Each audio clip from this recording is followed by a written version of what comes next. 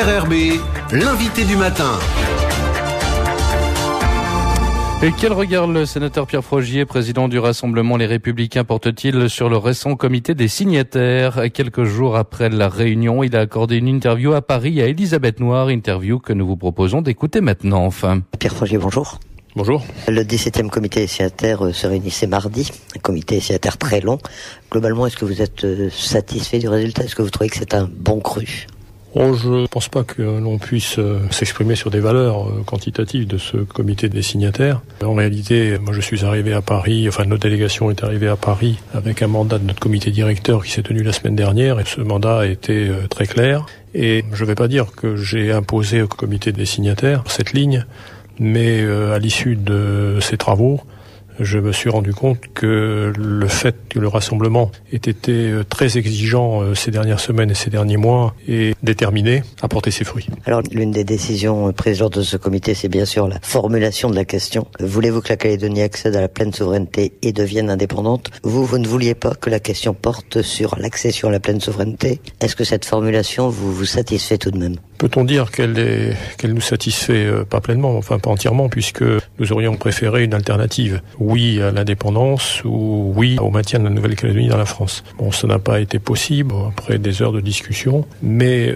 il y a quand même un motif de satisfaction pour nous, c'est le fait que la pleine souveraineté aujourd'hui soit traduite en indépendance. Et ce terme indépendance, nous y tenions, ce n'était pas négociable, car le plus grand nombre des Calédoniennes et des Calédoniens qui vont avoir à s'exprimer le 4 novembre savent ce que c'est, savent ce dont il s'agit, l'indépendance. Pleine souveraineté, c'est un terme juridique, c'est un concept très complexe à définir. Donc, sur ce point, bien sûr, nous sommes satisfaits. Enfin, c'est quand même assez étonnant, parce que ce terme-là, accession à la pleine souveraineté, c'est une exigence des indépendantistes. Une exigence des indépendantistes. Alors, quelle pudeur pour eux, qui, depuis 40 ans maintenant, et d'ailleurs, c'est respectable pour eux, combattent pour l'indépendance. Ce sont des indépendantistes. Et le jour de la consultation, ils veulent pas que le terme indépendance apparaisse. Ils nous disent pas qu'ils sont pleinement souverainistes ou qu'ils sont souverainistes. Souverainistes, c'est Calédonie Ensemble et Philippe Gomès. Et donc, les indépendantistes ne disent pas qu'ils sont souverainistes, ni pleinement souverainistes, ils nous disent on est indépendantistes. Et le jour de la consultation, ils ne veulent pas, vraiment, ça a été un bras de fer, et ils ne voulaient pas que ce terme apparaisse. Alors, est-ce qu'ils ont perdu leur conviction? Est-ce qu'ils sont plus indépendantistes? Ou alors, est-ce qu'ils préfèrent un terme pleine souveraineté pour pouvoir tromper les électeurs? C'est une question que je me suis posée.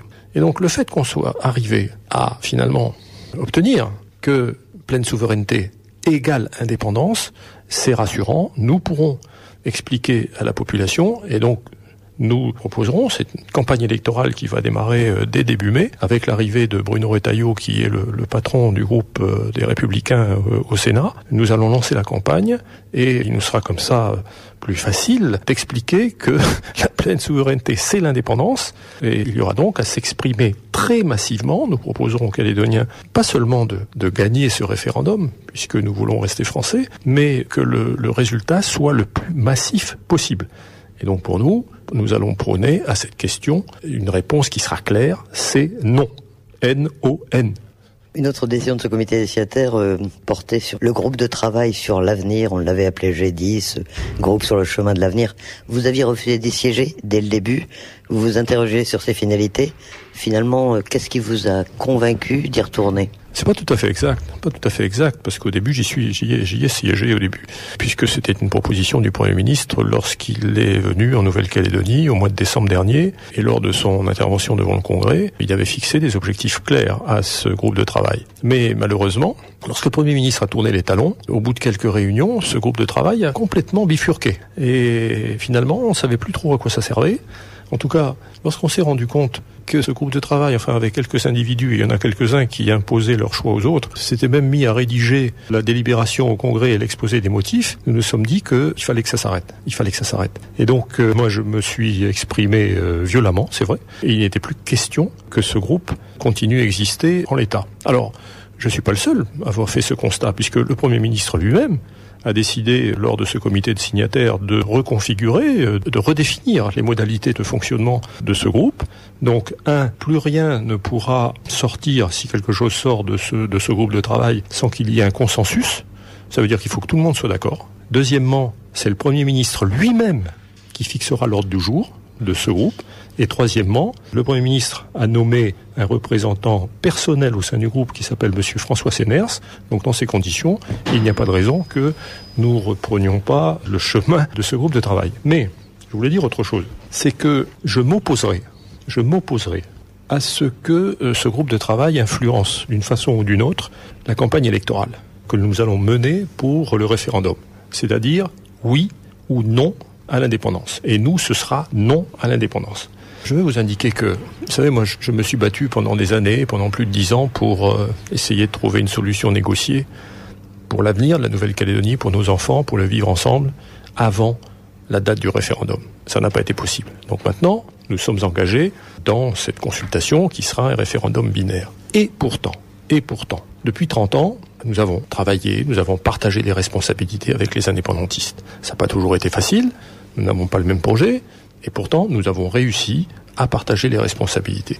Et pour moi, ce groupe-là, groupe de travail, ou peu importe, il y a des responsables, des groupes indépendantistes dans cette structure, dans ce groupe. Eh bien, de mon point de vue, enfin en tout cas moi j'irai dans ce groupe avec cette intention, c'est que malgré cette campagne qui sera probablement dure, puisqu'il s'agira d'un projet contre projet, de conviction contre conviction, conviction pour la France, conviction pour l'indépendance, compte tenu de ce type de scrutin, il sera, pour moi, alors les autres ils font ce qu'ils voudront, mais moi au sein de ce groupe, ce que je souhaite c'est maintenir ces échanges, maintenir cette confiance, maintenir un lieu d'échange avec les indépendantistes, parce que le lendemain, le 5 novembre, nous serons encore là, les uns et les autres, et encore une fois, ma détermination, ce que j'essaierai de laisser après, issu de ma vie politique, c'est les moyens, c'est ce que je disais à des étudiants calédoniens que nous avons rencontrés cette semaine à la Maison de la Calédonie.